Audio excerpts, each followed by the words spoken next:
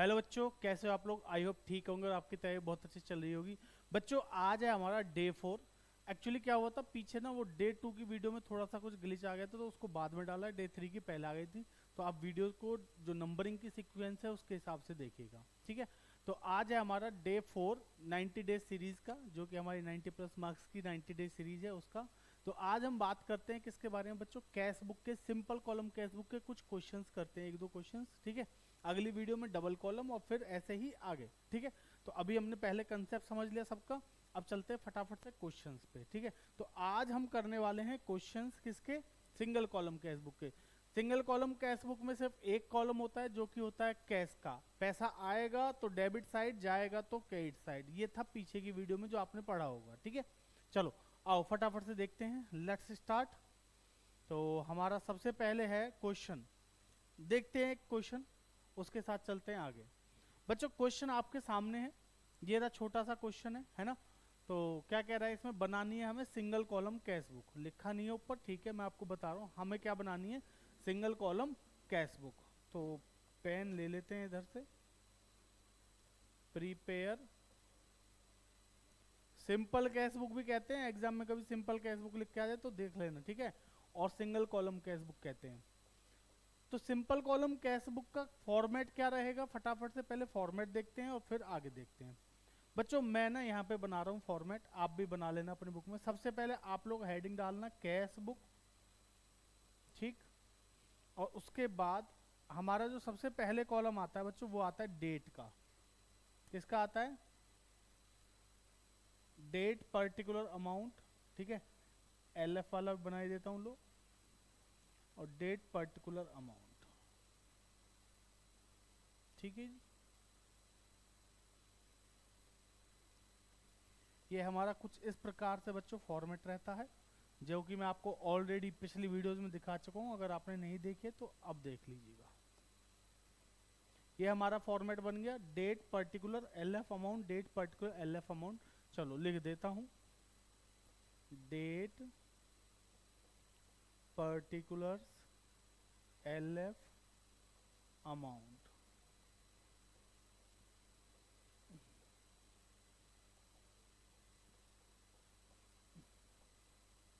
ठीक है जी। बेटा तरीका बड़ा सिंपल सा है, पैसा आएगा या जाएगा ये देखना है आपको। पैसा आएगा तो डेबिट में, जाएगा तो क्रेडिट में, इतना सा कंसेप्ट है और कुछ नहीं है पूरे कंसेप्ट के अंदर, ठीक है।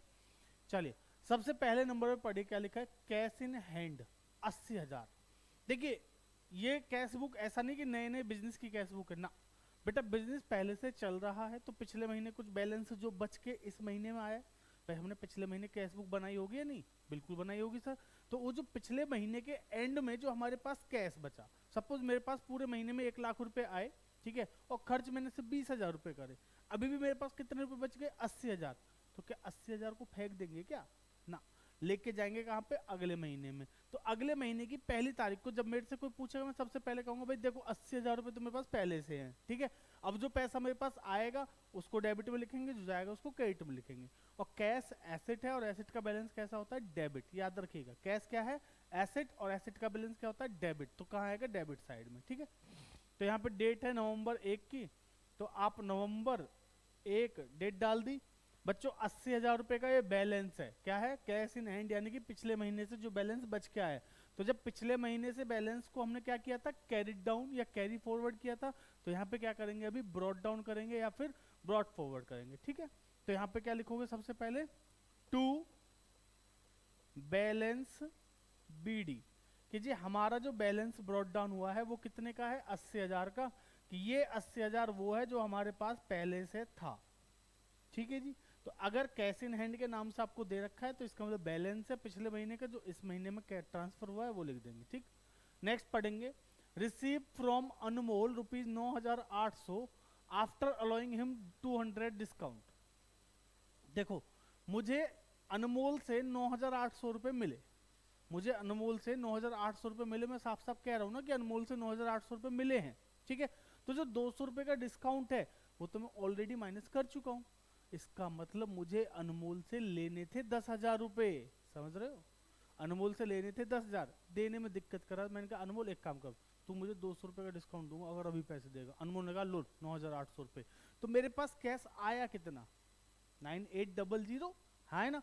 तो बच्चों जो मेरे पास पैसा आया है वो मेरे काम का है ना, सिर्फ उसको लिखेंगे। आया है तो कहाँ लिखेंगे, डेबिट में, जाएगा तो क्रेडिट में लिखेंगे, सिंपल सी बात।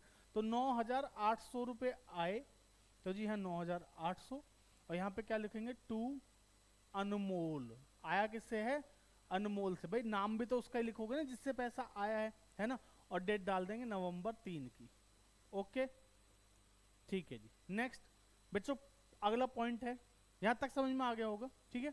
अगला है पेड टू रोहित 4,900 लिखा है। पेड टू रोहित, हमने रोहित को पैसा दिया 4,900 रुपए दिए आफ्टर रिसीविंग डिस्काउंट ऑफ 100। जैसे अनमोल ने हमारे साथ किया, ऐसा ही हमने किसके साथ कर दिया, रोहित के साथ। रोहित को हमें 5,000 रुपए देने थे, ठीक है। अब वो डिस्काउंट दे नहीं रहा था, तो हमने कहा भैया देखो, हम भी चुप बैठे थे आराम से। फिर एक दिन आया वो, आके कहता है भाई साहब पैसे दे दो। मैं क्या अभी नहीं है। क्या तुम्हें 100 रुपए का डिस्काउंट अगर अभी दोगे, तो हमने भी दे दी, लो भैया 100 रुपए का डिस्काउंट है तो, ठीक है। तो हमने पैसा कितना दिया, 4,900। पैसा गया या आया, सर दिया है, सिंपल सी बात है, पैसा जा रहा है, सबको पता है पैसा जा रहा है। जा रहा है तो कहाँ आएगा, क्रेडिट साइड में। ओके जी। तो बेटो यहाँ पे बच्चों यहाँ पे लिख देंगे नवंबर 5 बाय रोहित। किसको दिया हमने, रोहित को। तो रोहित कितने, 4,900, ठीक है जी। अगला पढ़ो, परचेज गुड्स फॉर कैश ₹25,000। हमने 25,000 रुपए का कैश में सामान खरीदा, तो पैसा आया या गया, सर सामान खरीदा तो सामान तो आया, तो पैसा गया, सिंपल सा लॉजिक है। पैसा गया तो क्रेडिट में। बताओ इससे आसान कोई चैप्टर हो सकता है, मुझे तो लगता नहीं जी। तो नवंबर 8 को क्या करेंगे बच्चों, बाय परचेजेस, है ना जी।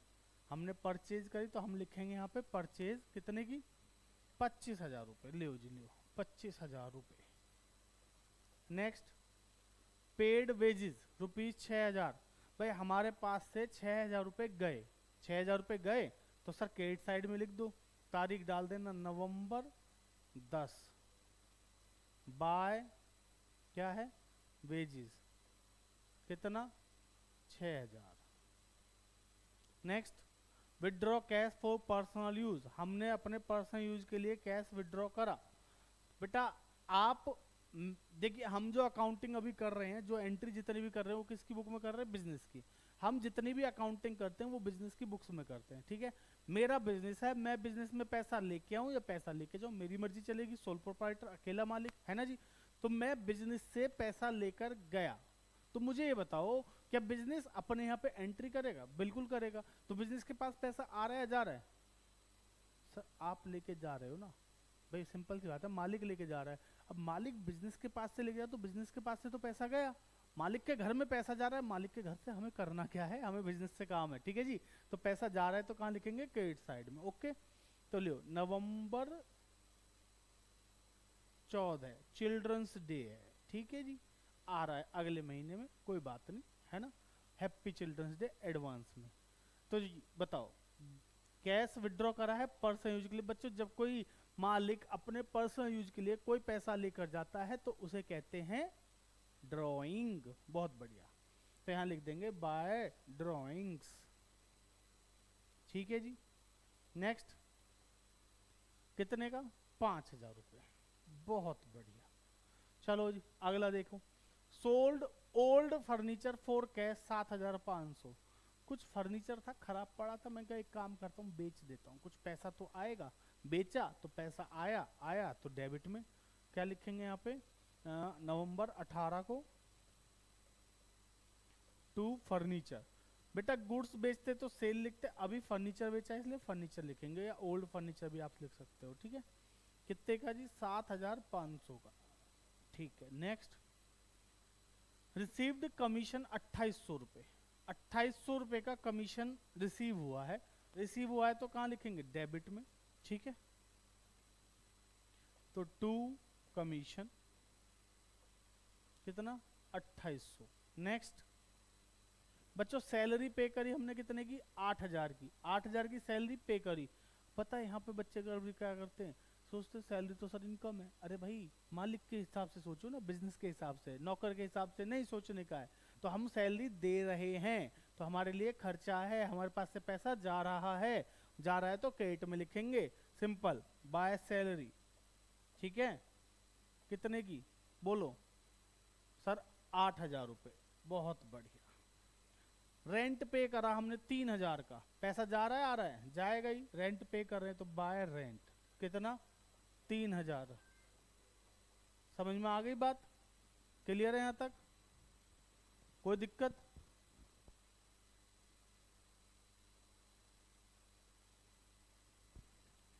समझ में आ गई यहां तक बात? कोई दिक्कत? चलो जी आगे चलते। बच्चों ये डेट डाल देना, नवंबर 28 और नवंबर 30। नवंबर 26 ये है। ठीक है जी यहां तक? कोई दिक्कत? कोई दिक्कत? समझ में आ गया?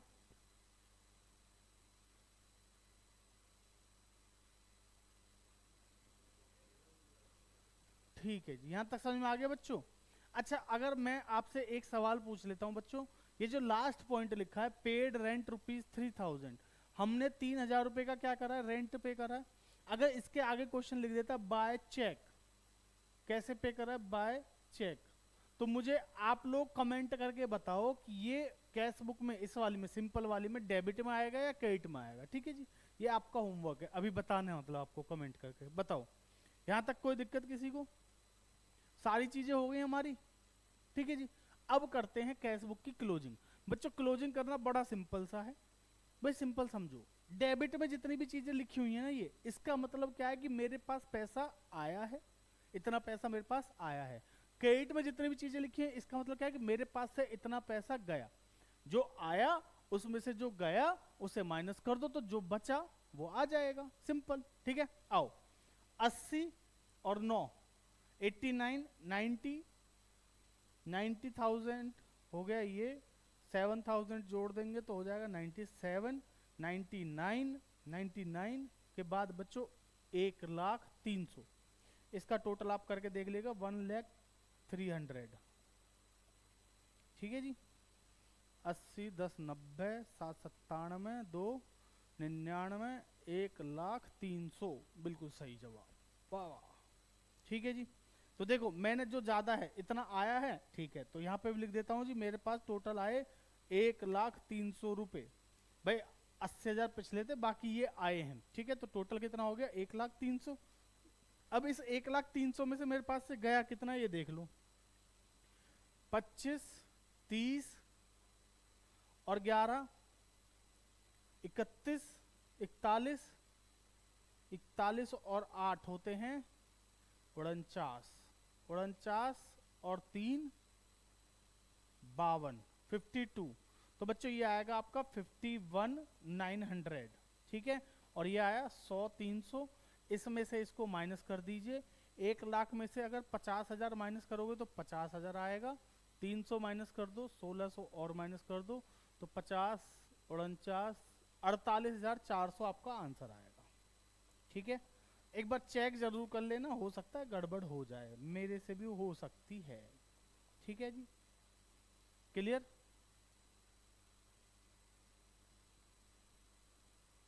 चार बचा है ना, ठीक है। हाँ जी, बताइए यहां तक किसी बच्चे को कोई दिक्कत हो तो बताओ। तो बच्चे जो बैलेंस आया 48,400, बैलेंसिंग फिगर जो है ये, इसको हम बोलते हैं क्या? Balancing figure. क्या बोलते हैं बच्चों? Balancing figure. ठीक है जी,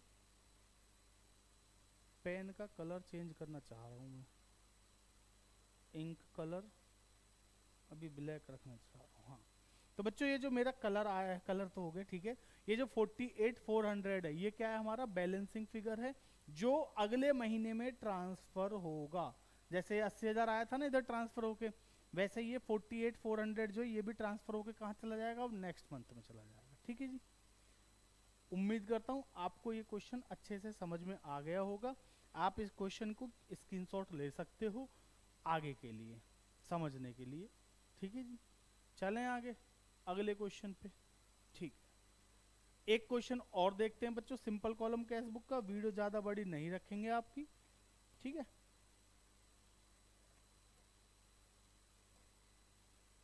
हाँ, ये हमारा क्वेश्चन है बच्चों। इस क्वेश्चन में ना एक काम करते हैं, ज़्यादा टाइम वेस्ट ना करते हुए हम इस क्वेश्चन की चीज़ों को डिस्कस करते हैं और ये क्वेश्चन छोड़ देते हैं आप लोगों के होमवर्क के लिए, तो आप इसको स्क्रीनशॉट लेकर आराम से कर सकते हो। बट मैं आपके साथ डिस्कस कर लेता हूँ। कैश इन हैंड है तो बच्चों डेबिट साइड में किस नाम से, टू बैलेंस बीडी के नाम से आएगा, बहुत बढ़िया। Receive from Aman 9700 after discount 300, तो 9700 आया है तो डेबिट में आ जाएगा। पेड रेंट 3000 पैसा गया है तो क्रेडिट साइड में आ जाएगा। परचेज गुड्स फॉर कैश 18000 कहाँ पे आएगा, सिंपल क्रेडिट साइड में आएगा। रिसीव फ्रॉम नेहा 7800, सेम 7800 कहाँ आएगा, डेबिट में। सैलरी पेड करिए तो 6000 रुपये कहाँ आएंगे, सोचो जल्दी। सर सैलरी पे करिए, पैसा गया तो क्रेडिट में आएगा, सिंपल है, बहुत बढ़िया। ओमिटेड वेजेस 2000 नाउ रिकॉर्डेड, बेटा 2000 रुपये की वेजेस रिकॉर्ड करना भूल गए। सर कैश बुक में जब वेजेस की बात आ रही है तो इसका मतलब पे करी होगी, तो पैसा गया होगा, गया तो माइन क्रेडिट साइड में आएगा, है ना। भूल गए तो लिख दो ना अभी 2000। पेड टू सुनील 4900, ठीक है, सेम पैसा गया क्रेडिट साइड में। विदड्रॉ फॉर पर्सनल यूज 5000 रुपये, पैसा गया है तो क्या करेंगे, क्रेडिट में। इलेक्ट्रिसिटी बिल पे करा 200 का और कमीशन पे करा 2500 का, ये भी कहाँ जाएगा, रिसीव हुआ है, ये रिसीव है तो डेबिट में, और ये बच्चों पे करा है तो क्रेडिट में, ठीक है। देखिए ये पूरा क्वेश्चन सेम मैंने पिछले क्वेश्चन के पैटर्न पे रखा है, जिससे कि आप लोग अपने खुद से प्रैक्टिस करो तो आप लोगों की समझ में आए और आप कर पाए, ठीक है। तो ये आपके लिए एक तरीके से समझ लीजिए होमवर्क है, क्लियर। होमवर्क कर लिया करो बेटा, देखो होमवर्क नहीं करोगे तो कुछ समझ नहीं आएगा, सब वेस्ट है फिर, मेरा पढ़ाना भी और आपका पढ़ना भी, क्लियर है जी। चलो फिर मिलते हैं अगली क्लास में। तो बच्चों आज के लिए इतना ही रखेंगे, बाकी करेंगे अगली क्लास में। अगली क्लास में करेंगे ऐसे ही 2 क्वेश्चन कम से कम डबल कॉलम कैश बुक के, और उसके बाद फिर आगे पढ़ेंगे, ठीक है जी। धन्यवाद। चैनल पर नए हो तो चैनल को लाइक शेयर सब्सक्राइब कर देना, ठीक है।